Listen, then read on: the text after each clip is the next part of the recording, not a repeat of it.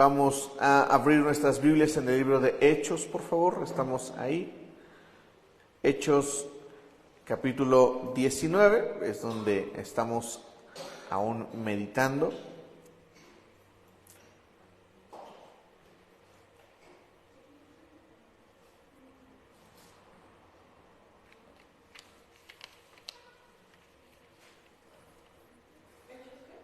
Hechos capítulo 19.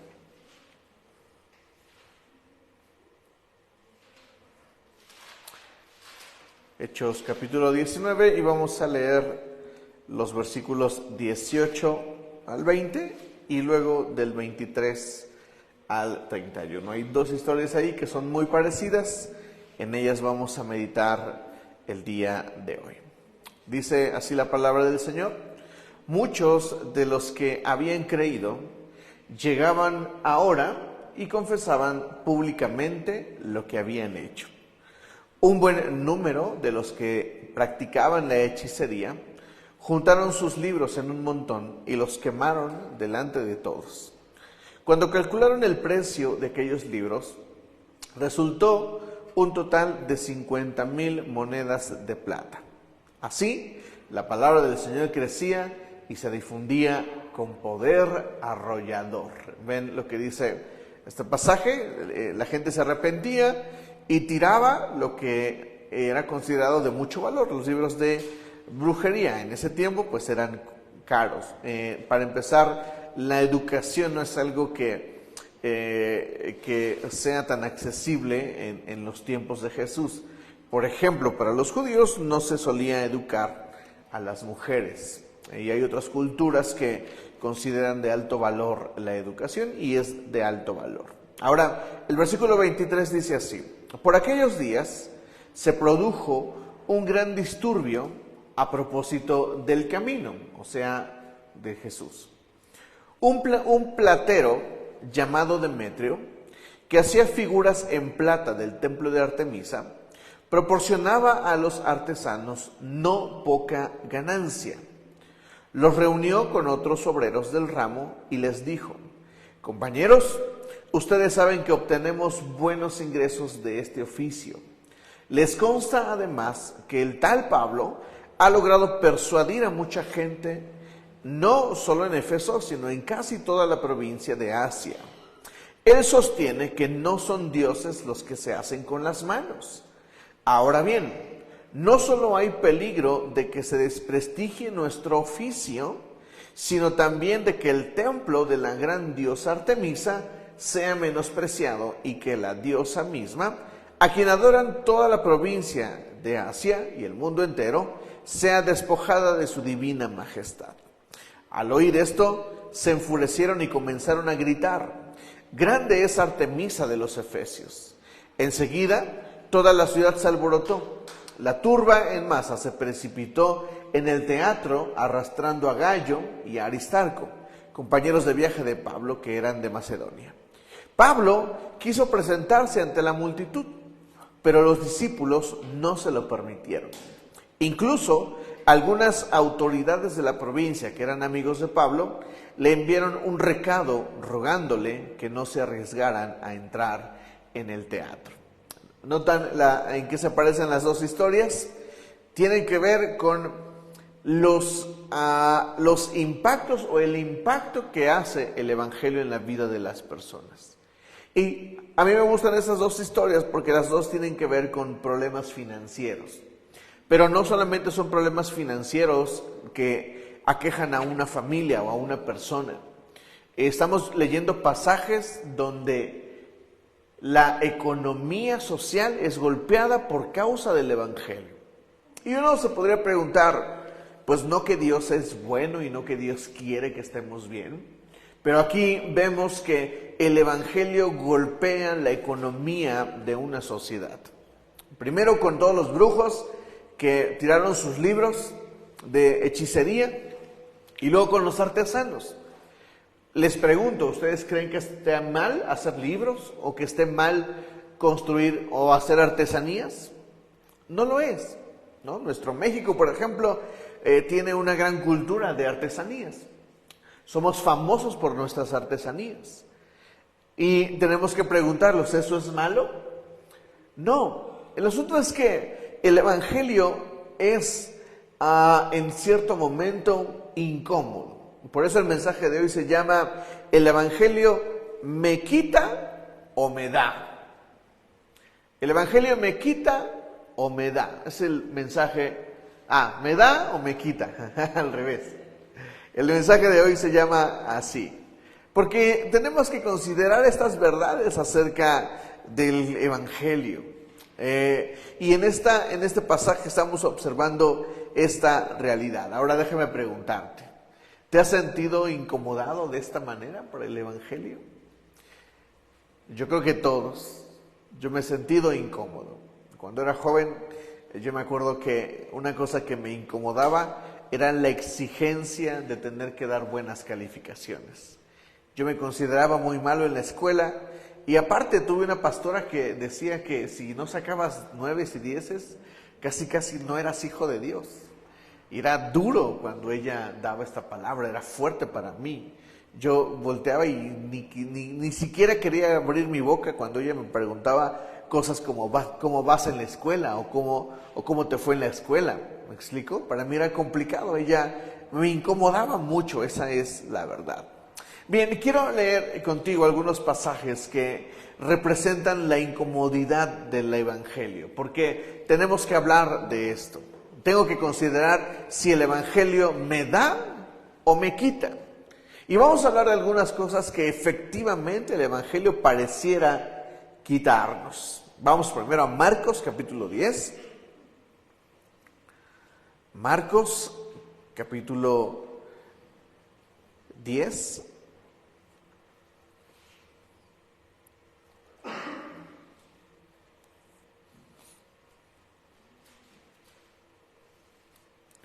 En el versículo 17 está la historia del joven rico. Cuando Jesús estaba ya para irse, un hombre llegó corriendo y se arrodilló delante de él.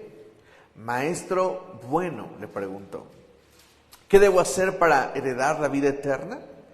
¿Por qué me llamas bueno?, respondió Jesús. Ahora pido que pongan atención a la pregunta del joven. ¿Qué debo hacer para heredar la vida eterna? Vean la pregunta del joven. Él está buscando la vida eterna, de lo que hablaba Jesús precisamente. Y Jesús en el versículo 18 le responde, ¿por qué me llamas bueno?, respondió Jesús. Nadie es bueno sino solo Dios. Ya sabes los 10 mandamientos: no mates, no cometas adulterio, no robes, no presentes falso testimonio, no defraudes, honra a tu padre y a tu madre. O sea, Jesús le replicó los 10 mandamientos. Y el hombre le contesta así: Maestro, dijo el hombre, todo eso lo he cumplido desde que era joven. Jesús lo miró con amor y añadió: una sola cosa te hace falta.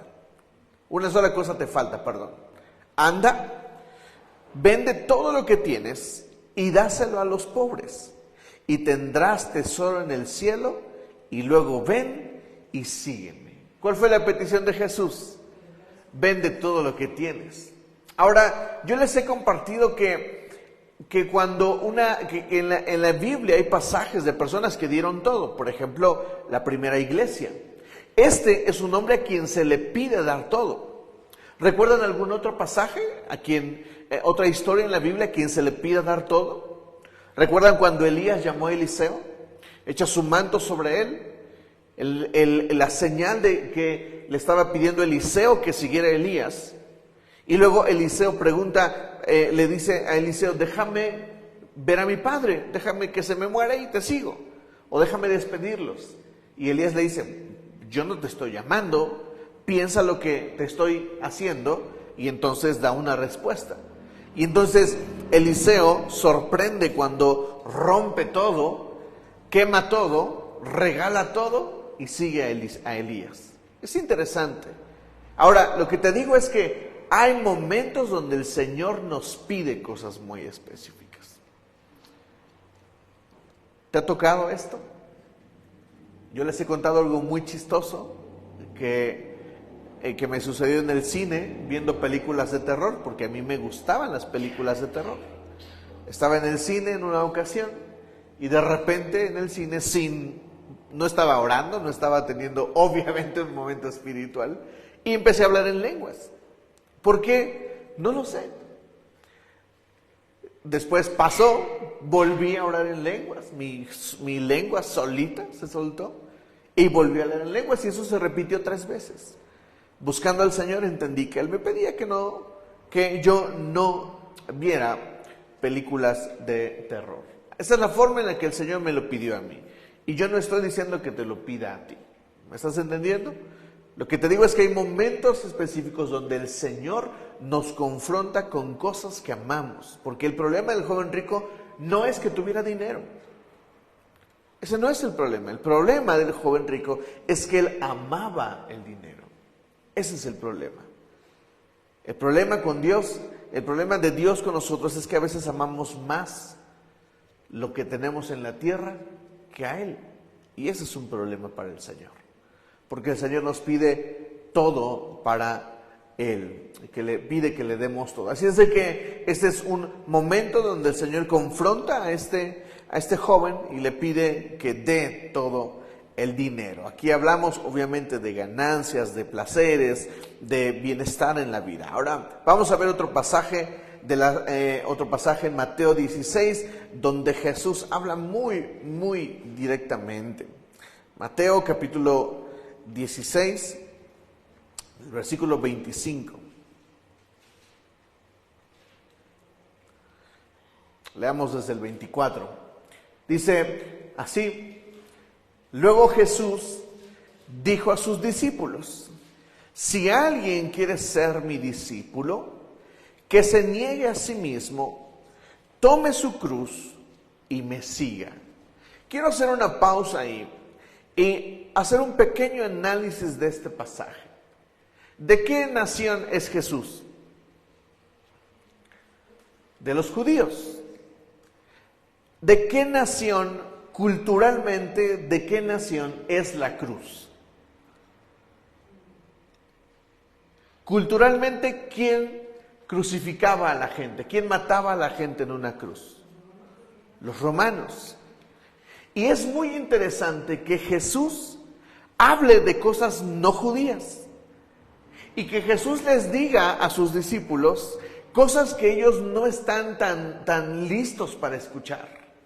Miren, les dice: quien me quiera seguir debe primero de negarse a sí mismo, después debe tomar su cruz y seguirme. ¿Saben qué es lo que está diciendo Jesús en pocas palabras? Aquel que me quiera seguir esté listo para morir. Y no es agradable. Jesús nos confronta con el amor a la vida. ¿Amamos la vida? Sí. Si me preguntan si me quiero morir, no. Pero Jesús confronta a sus discípulos y les dice: si alguien quiere ser mi discípulo, que me siga, que se niegue a sí mismo, tome su cruz y me siga. Jesús está insinuando muchas cosas, o por lo menos el pasaje da para que se interpreten muchísimas cosas. Otro día hablaremos de esto profundamente, pero es increíble que Jesús use una señal romana, algo culturalmente que no es de su cultura, porque Jesús usa parábolas, usa referencias de la cultura judía, usa la ley para predicar el evangelio, pero en esta parte usa una señal romana, y eso es esto es totalmente rompe mentalidades, rompe tabús. Está invitando y está confrontando a la gente que lo sigue con la muerte y con la vida, obviamente. Versículo 25 dice: porque el que quiera salvar su vida, la perderá, pero el que pierda su vida por mi causa, la encontrará. ¿De qué le sirve a uno ganar el mundo entero si se pierde la vida? ¿O qué puede dar a cambio de la vida?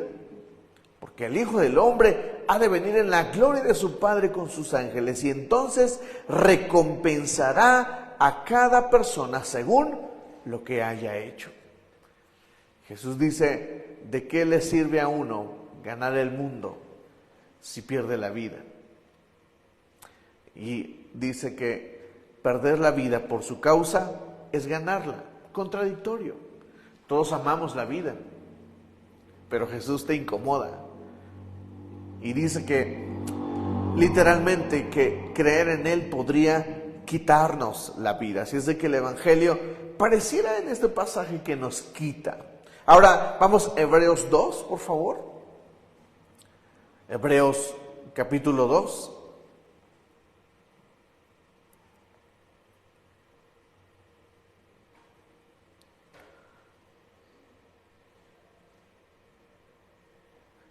Para mí esto es uno de los pasajes que representan mucha incomodidad, y con esto quiero decir que el Evangelio parece quitarnos la comodidad. Leamos los versículos del 1 al 3. Dice: por eso es necesario que prestemos más atención a lo que hemos oído.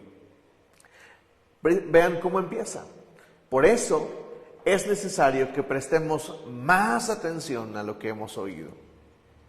No sea que perdamos el rumbo, porque si el mensaje anunciado por los ángeles tuvo validez y toda transgresión y desobediencia recibió su justo castigo, ¿cómo escaparemos nosotros si descuidamos una salvación tan grande?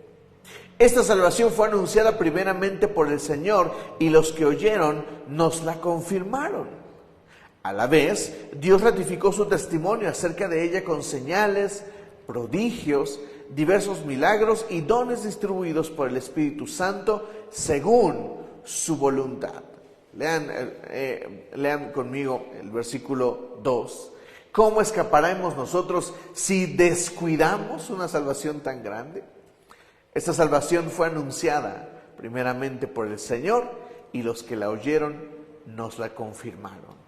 ¿Cómo escaparemos nosotros si nos descuidamos? ¿Alguna vez has sentido que si te descuidas te vas al infierno? Y no sientes de repente que, ay, otra vez tengo que ir a la iglesia, porque si no voy a la iglesia voy a perder mi salvación. Ay, voy a orar, porque si no oro, segurito me manda el Señor hoy al infierno. Yo he llegado a estar en las mañanas y pasar algo de tensión, ¿saben?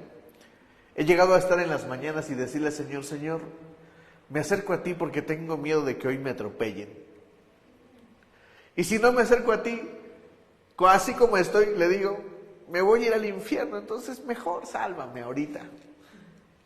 ¿Me explico?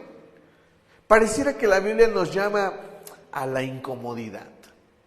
Ahora, quiero responder con esto. Pareciera que el Evangelio me quita el amor al dinero. Pareciera que la Biblia a veces insinuara que yo debería de tener poco. La Biblia, el Evangelio, pareciera quitarnos la vida. Y este versículo de Hebreos a mí me dice que pareciera que el Evangelio quiere quitarme la comodidad. Y todos valoramos la comodidad. Todos valoramos la cama, todos valoramos la sala, todos valoramos la tele, todos valoramos la comida.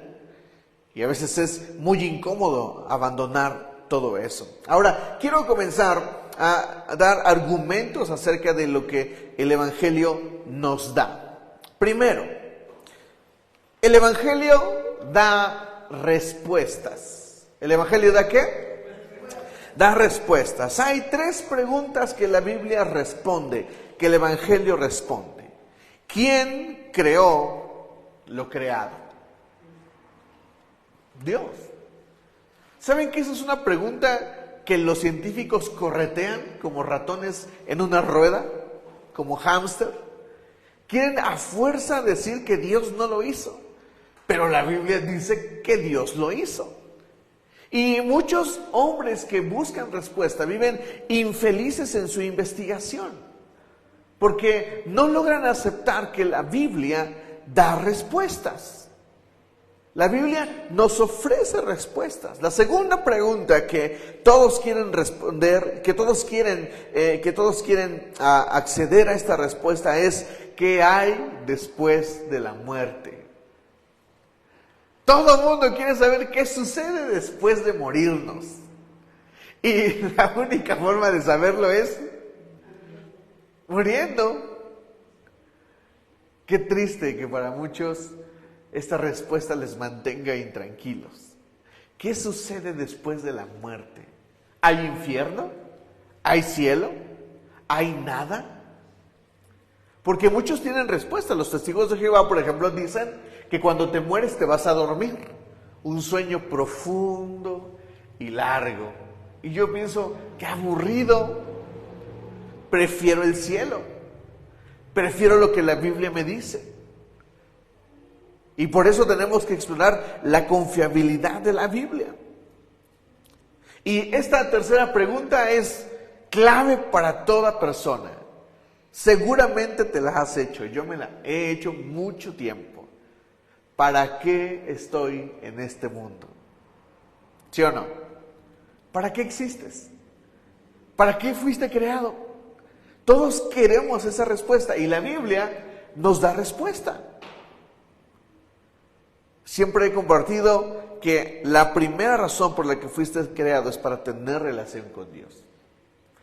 Y muchos piensan que fuimos creados solo para estar en la iglesia.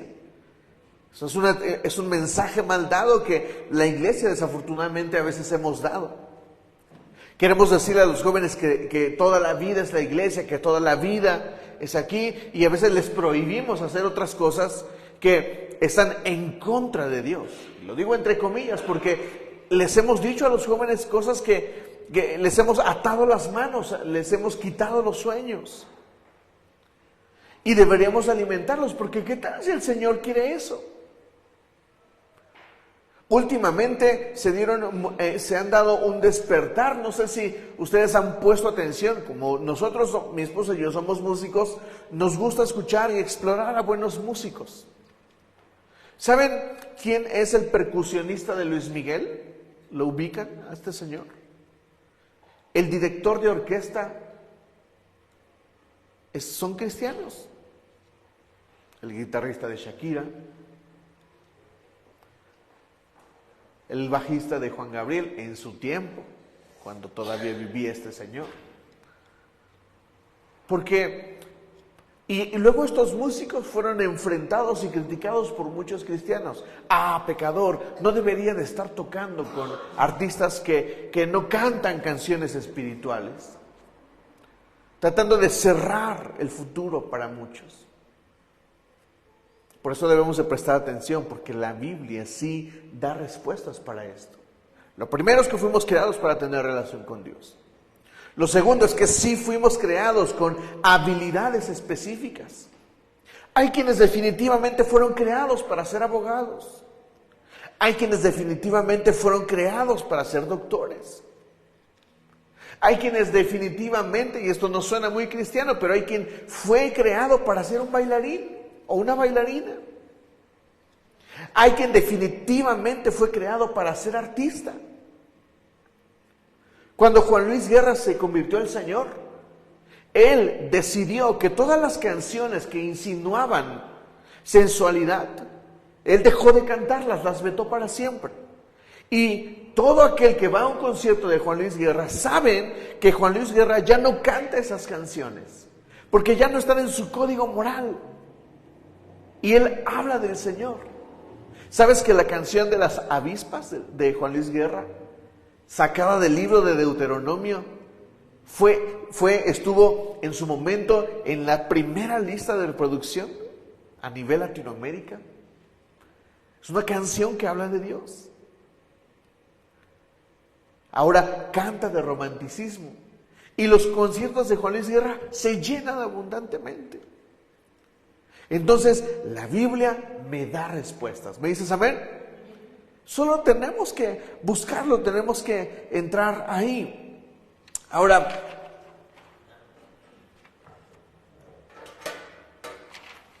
acompáñenme al libro de Nehemías 8, capítulo 10. Nehemías 8, capítulo 10. Hay tres cosas que el Evangelio me da y que nadie más me puede dar. Este es uno de los versículos más famosos de la Biblia. Y cómo no, si expresan una de las grandes verdades de la vida. El Evangelio me da esto y nadie más me lo puede dar. Luego Nehemías, dice el versículo 10 del capítulo 8 de Nehemías. Luego Nehemías añadió, ya pueden irse, coman bien, tomen bebidas dulces y compartan su comida con quienes no tengan nada. Porque este día ha sido consagrado a nuestro Señor. Lean conmigo esto si pueden hacerlo.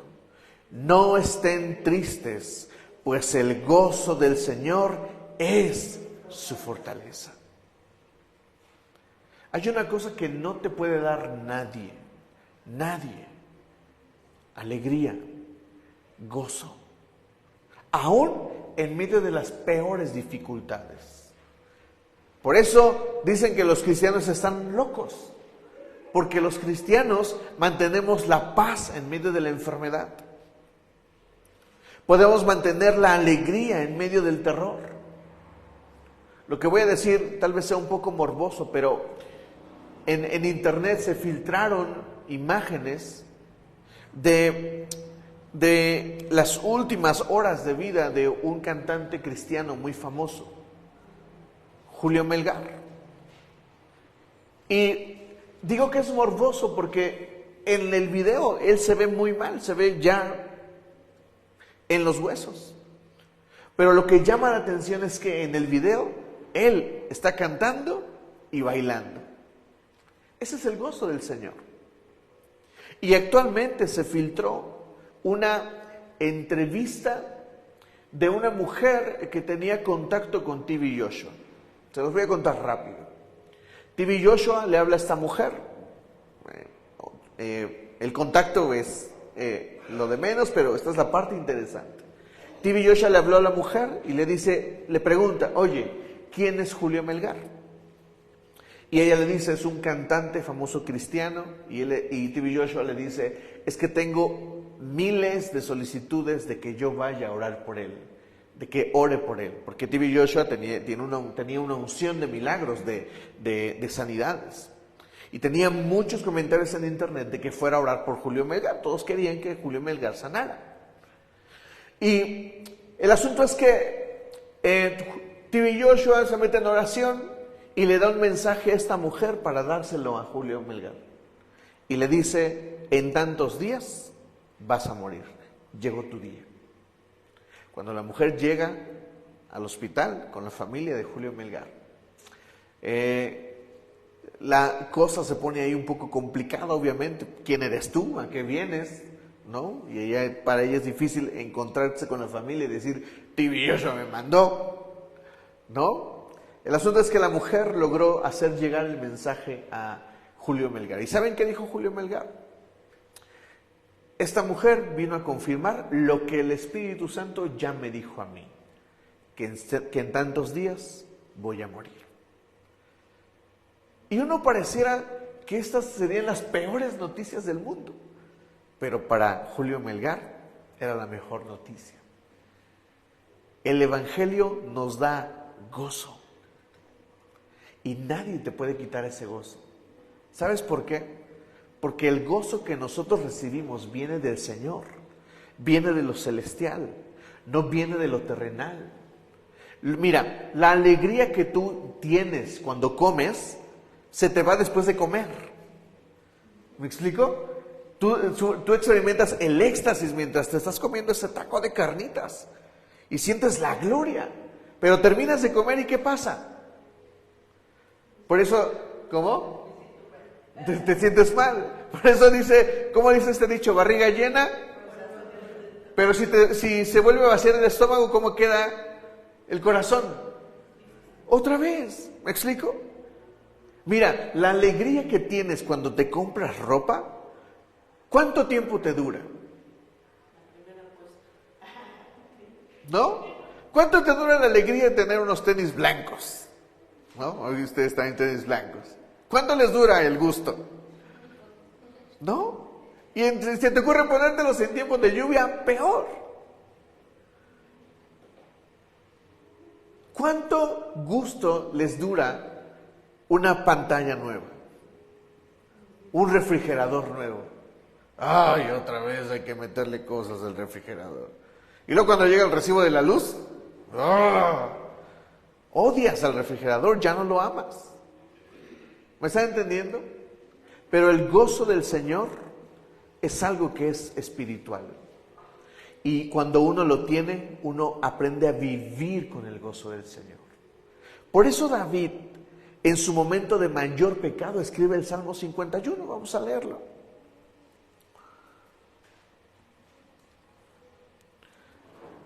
Ya les he dicho muchas veces en qué contexto escribe David este salmo. Él había pecado, él había hecho lo peor. Versículo 8. Anúnciame gozo y alegría. Infunde gozo en estos huesos que has quebrantado. Vean, ¿por qué? Porque, miren, en ese momento pareciera, yo no sé si estoy bien, honestamente, pero para mí en este momento es cuando David está experimentando el castigo del Señor. ¿Recuerdan cuál fue el castigo del Señor con Betsabé? ¿Cuál fue el castigo del Señor? Que su hijo muriera. Por eso David escribe, tu juicio es justo. O sea, lo que tú me estás haciendo al castigarme está bien. Pero vean lo que pide, vean el calibre de la petición de David. Dice, anúnciame gozo y alegría. Se lo pide al Señor. Porque David entiende que el verdadero gozo no está en que su hijo viva o muera. Él entiende que el gozo del Señor está ¿en dónde? En el Señor. Por eso a mí me encanta este versículo. Ahora, la palabra anúnciame, una vez prediqué una serie que se llamó así, anúnciame gozo y alegría, porque la palabra anúnciame en el original se traduce como enséñame.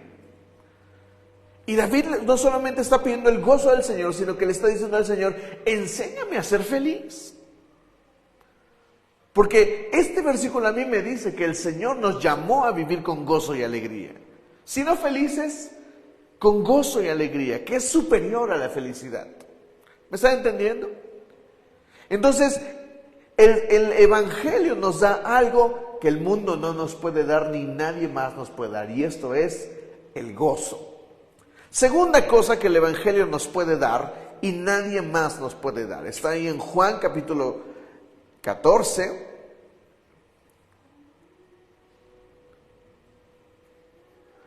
Juan capítulo 14,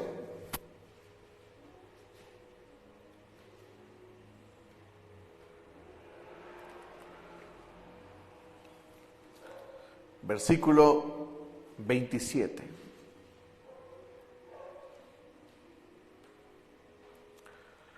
Si quieren leemos el 26 para tener un poco de contexto.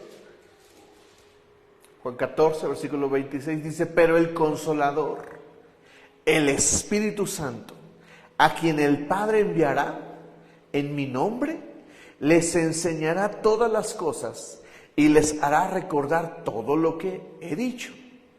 Y el versículo 27 dice así, la paz les dejo, mi paz les doy. Yo no se la doy a ustedes como la da el mundo. No se angustien ni se acobarden. A mí me encanta este versículo. La paz les dejo, mi paz les doy. Yo no se la doy a ustedes como la da el mundo. No se angustien ni se acobarden. ¿Qué hace la falta de paz? Causa angustia. ¿Saben cuál es la enfermedad del siglo? Hoy todos lo sabemos, la ansiedad. Hay un libro que te recomiendo leer de Max Lucado, se llama Ansiosos por Nada. Te va a sorprender lo que dice ese libro. Y la enfermedad del siglo es muy interesante, que el mundo no voltee hacia Cristo. Porque la falta de paz evidentemente lo que causan es angustia y por lo tanto causa cobardía. ¿Qué no hacen las personas que tienen miedo y que tienen angustia? ¿Qué no hacen? Son incapaces de enfrentar la vida. Eso es falta de carácter. Y no es que tener ansiedad o tristeza esté mal, está bien. El temor es algo normal en las personas. El problema es cuando esto se convierte en una enfermedad. Por eso hoy las personas sufren de angustia, sufren de estrés, sufren de ansiedad.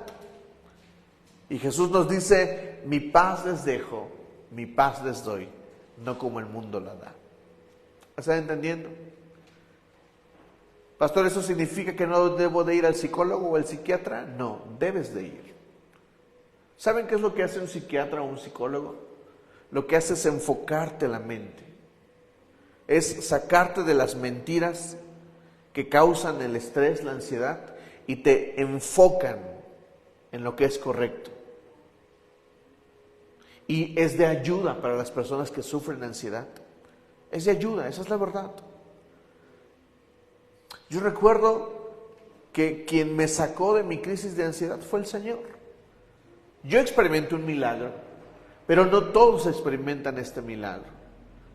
Y eso no significa que no debamos de asistir a buscar eso, porque ¿sabes qué hace la Biblia respecto de la paz, respecto de la ansiedad? Hace lo mismo, nos enfoca hacia lo que está correcto. Por eso tenemos que alimentarnos de esto. Por eso hay que leer libros sobre la ansiedad, sobre la tristeza. Lean ese libro, les va a gustar. Es muy entretenido además. Tenemos que entender que la paz del Señor es algo que el mundo no nos puede dar. Y finalmente, quiero hablar de esto en 1 Tesalonicenses, la primera carta a los tesalonicenses, capítulo 4,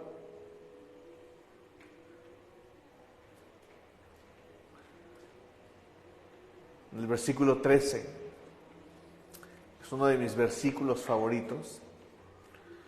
1 Tesalonicenses 4, versículo 13.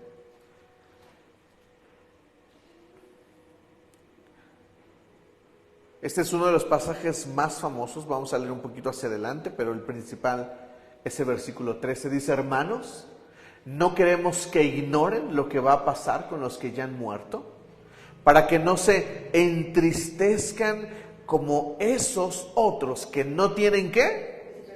Esperanza. El Evangelio entonces me da esperanza. El Evangelio te llena de esperanza. ¿Sabes qué va a pasar cuando mueras? Vas a ir al cielo y esa es la esperanza que tenemos. ¿Sabes qué va a pasar si te da una enfermedad incurable? ¿Qué va a pasar? ¿Qué se compara eso con nuestra esperanza? No pasa nada. ¿A dónde vamos? Al cielo. Y la Biblia dice que en el cielo no hay dolor, no hay enfermedad.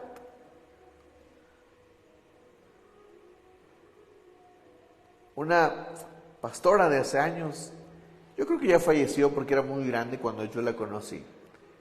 Ella era una maestra enorme, estaba en un instituto y ella me daba clases. Era una mujer muy mayor, pero tenía una claridad y una potencia en dar clases. A mí me encantaba tomar clases con ella. De los pocos maestros que recuerdo con esa pasión, pero aparte con ese conocimiento y aparte la facilidad de enseñar. Ella estaba enferma y fue con el doctor. Y el doctor le dijo las siguientes palabras. Le dijo: señora, su vida pende de un hilo. Y si usted no hace qué, se va a morir. Y ella le contestó: sí, pero usted no conoce el grosor de ese hilo. Porque la mujer tenía su confianza en el Señor. Y ella tenía la esperanza de ir al cielo. Les he contado del pastor, de mi amigo, que se murió su abuela, la mamá del pastor. Y él lloraba mucho, estaba frente al ataúd llorando. Se acerca a su papá, el pastor, y le dice: ¿por qué lloras? Y él le dice: pues es mi abuela, se murió. Por eso, ¿por qué lloras? Pareciera algo duro, pero el papá tenía la esperanza en el corazón. Y a veces creo que eso deberíamos de abrazar en los tiempos más dolorosos, en los tiempos en que perdemos. La Biblia nos da esperanza. Así es de que yo creo que estas tres cosas, paz, gozo y esperanza, son elementales para la vida. ¿Me dices amén? Las necesitamos. Pareciera que el Evangelio te quita. Pareciera que Dios a veces nos quiere quitar. Pero la verdad es que yo creo que el Evangelio de verdad nos da. Y deberíamos de abrazar el Evangelio. Ahora, quiero considerar para terminar este mensaje algo con ustedes. Vamos al libro de Romanos, capítulo 12, por favor.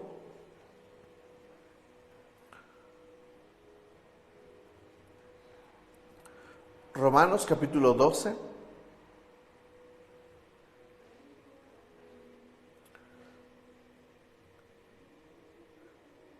Versículos 1 y 2 dice: por lo tanto, hermanos, tomando en cuenta la misericordia de Dios, ruego que cada uno de ustedes en adoración espiritual ofrezca su cuerpo como sacrificio vivo, santo y agradable a Dios.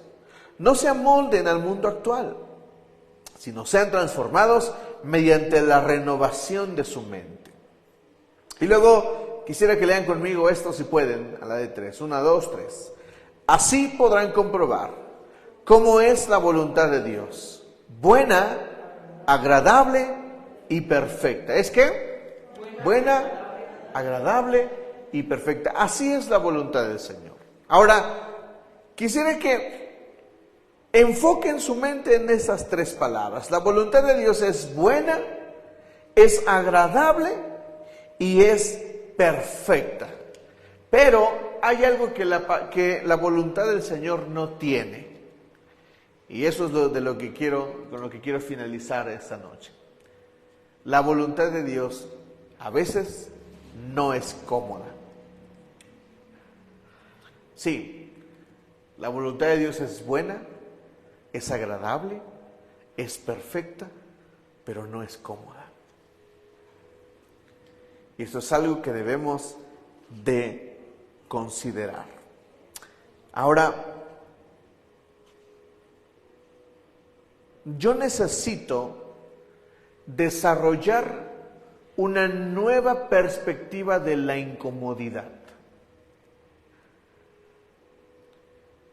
Dilo conmigo. Yo necesito desarrollar una nueva perspectiva acerca de la incomodidad. Porque la voluntad de Dios es buena, es agradable, es perfecta, pero no es cómoda. Vean, no es cómodo a veces leer la Biblia. ¿Cuántos todavía nos dormimos de repente leyendo la Biblia? A veces yo estoy tan cansado que comienzo a leer y me quedo dormido, me quedo así.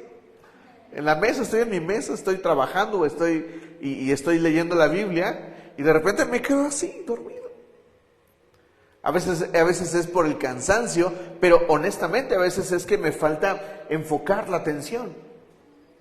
Eso me dice que yo necesito incomodidad para leer la Biblia. Les he contado que estos últimos días oro en la madrugada. Cuando oro parado. Porque si me siento, me duermo. Si me hinco, me duermo. Y si me acuesto, ya no oré. ¿Me explico? Porque mi sala tiene un sillón así que parece cama. Y ahí a veces yo decía, ay, voy a orar. Me levantaba de mi cama, voy a mi sala y me acostaba, voy a orar. ¡Pum! Y ahí me quedaba sin orar.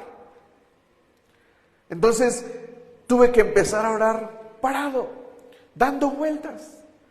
Parezco loco, pero es la forma en que puedo orar. Entonces tengo que desarrollar una nueva perspectiva acerca de la incomodidad. ¿Me están entendiendo? Para algunos es difícil ayunar. Es muy incómodo ayunar. ¿Cuántos de ustedes pasaron tal grado de incomodidad en esta última ocasión que ayunamos? Que terminaron comiendo. Yo también. ¿Me explico? Yo un día dije, ya, no puedo más, me duele el estómago. Eran las 10 de la noche y tenía un dolor fuertísimo en el estómago de hambre. Y me fui a comer algo. no les voy a decir qué, pero comí. ¿Me entienden? Es difícil, es incómodo. Hay temporadas en la vida donde es difícil ofrendar, ¿verdad? ¿Has pasado esos días? Yo sí.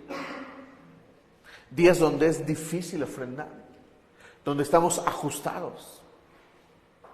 Por eso me esfuerzo en enseñar a la iglesia que debemos ser buenos administradores. Porque si no lo hacemos, entonces vamos a perder esto de ser buenos administradores y de aumentar lo que tenemos. Es incómodo ser buenos administradores de nuestros recursos, porque tengo que limitar, tengo que evitar gastos que no debería de hacer. Eso es administrar y no es cómodo. A veces le digo a mi esposa, tenemos este proyecto, pero para hacerlo tenemos que evitar comer en la calle las próximas 2 semanas. Y me dice, que tenemos proyecto, tenemos que sacrificar. A veces ella me dice lo mismo y yo le digo, si quiero algo, ¿por qué no me lo puedo comprar? ¿Me entienden? Es incómodo. A veces es incómodo congregarnos. Miren cuántos estamos hoy. A veces vienen muchos más. A veces se llena. Pero a veces es incómodo congregarse. Porque tenemos la fiesta, porque tenemos X cosa. Se atraviesa en la vida y es incómodo congregarse. Así es de que tengo que entender que necesito desarrollar una nueva perspectiva acerca de la incomodidad. Para entender que el Evangelio no me quita, que el Evangelio me da. Y yo necesito abrazar estas verdades. Así es de que primero voy a leer este versículo, Romanos 14, 17. Ahí cerca de donde estamos, Romanos 14, versículo 17. Para que quede claro lo que es el Evangelio. Romanos 14, versículo 17. Este es uno de los versículos que se me hacen más poderosos en la Biblia acerca del Evangelio. Dice así, Romanos 14, 17. Porque el reino de Dios no es cuestión de comida o bebidas, sino de justicia, paz y alegría en el Espíritu Santo. Me encanta. Veamos la versión 60, que también me gusta mucho como dice la versión 60, Romanos 14, 17. Porque el reino de Dios no es comida ni bebida, sino justicia, paz y gozo en el Espíritu Santo. Ahora quisiera que prestemos atención a esta última frase, sino justicia, paz y gozo, ¿en quién? ¿En quién? ¿En quién? En el Espíritu Santo. Nuestra incomodidad siempre será incomodidad si la abrazamos en la carne. Siempre será incómodo, siempre. Nosotros tenemos que llegar a desarrollar cierta relación con el Señor para que lo que hacemos se convierta en gozo y en deleite. Ahora, acompáñenme a leer Hebreos, por favor. Hebreos 10.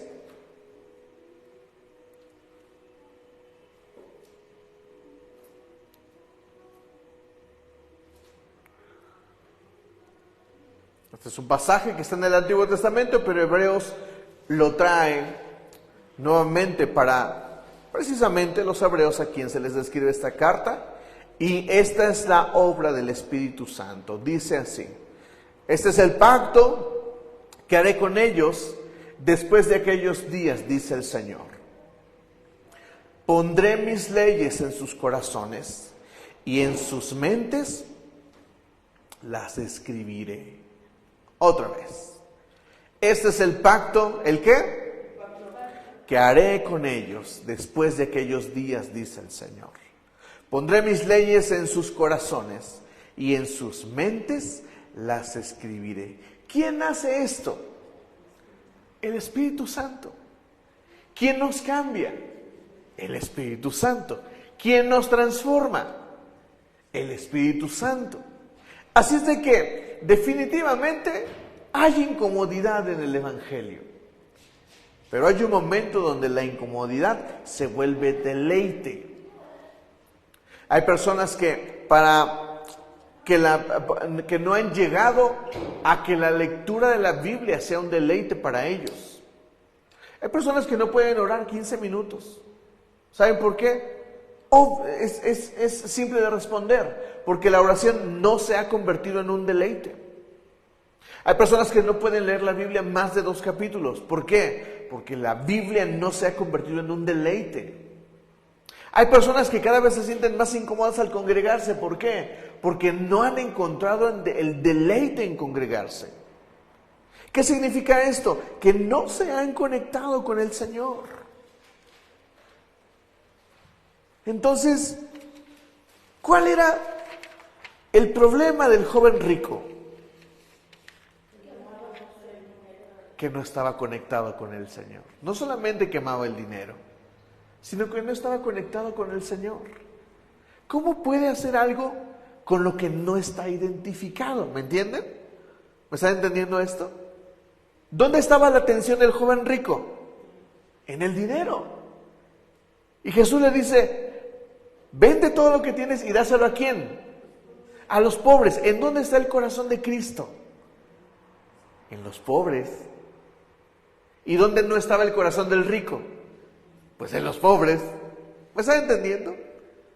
Conectarse con el Señor es lo que produce, y nosotros necesitamos entender lo que dice Jesús: mi yugo es fácil y ligera mi carga. Pero a veces, díganme sí o no, hemos dicho esto: Señor, ¿tu voluntad es todo?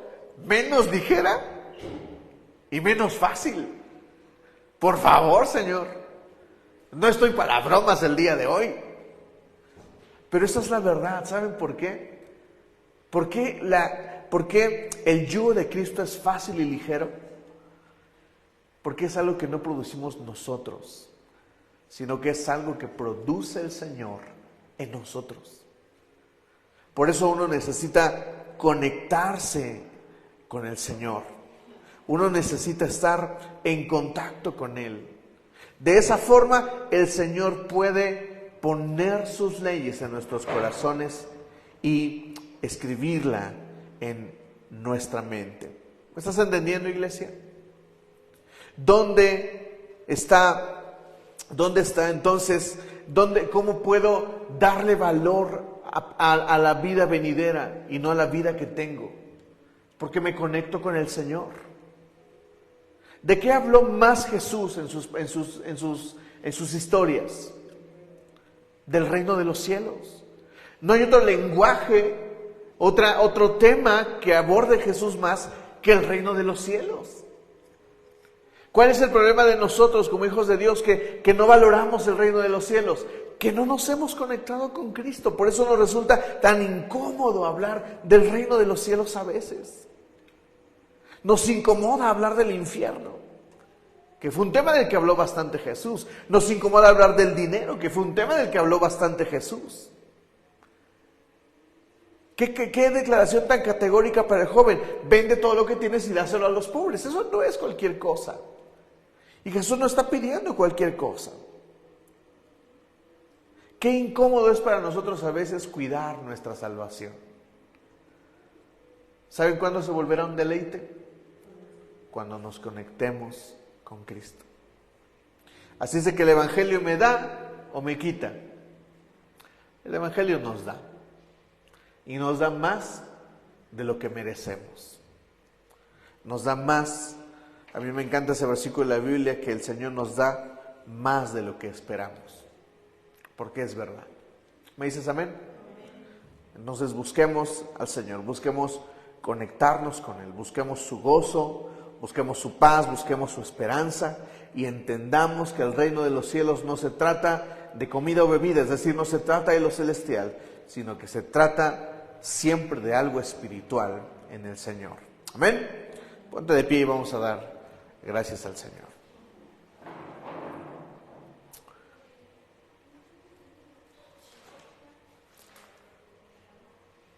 Cierra tus ojos, por favor. Concéntrate en el Espíritu Santo. Voy a leer este versículo y yo te pido que sea tu oración esta tarde, esta noche también. Este es el pacto que haré con ellos después de aquellos días, dice el Señor. Pondré mis leyes en sus corazones y en sus mentes las escribiré. Padre, en el nombre de Jesús, te rogamos, Espíritu Santo, que traigas tu ley en nuestros corazones. Señor, tu palabra nos revela que nosotros no podemos. Señor Jesús, tú mismo lo declaraste. Lejos de ti, nada podemos hacer. Y es verdad. Alejados de ti, nada podemos hacer. Pero en ti, Señor, tu palabra dice que somos más que vencedores.